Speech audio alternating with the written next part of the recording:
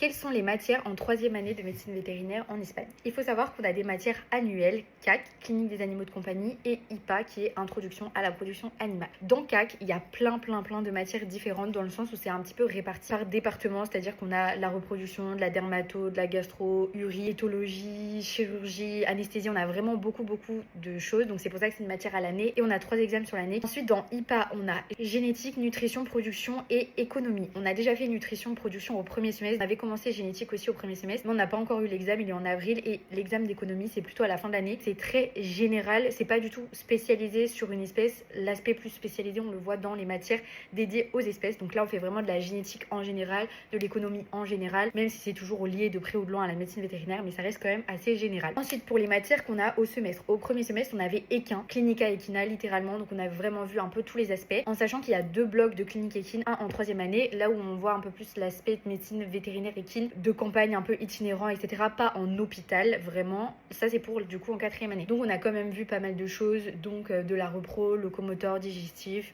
urie, encore voilà, plein d'aspects. Donc, ça, c'était au premier semestre. On a déjà fait l'examen, etc. J'ai tout validé, tout va bien. Au second semestre, on a porcin, donc les porcs, littéralement. C'est divisé en 2 grosses catégories, production et sanitaire.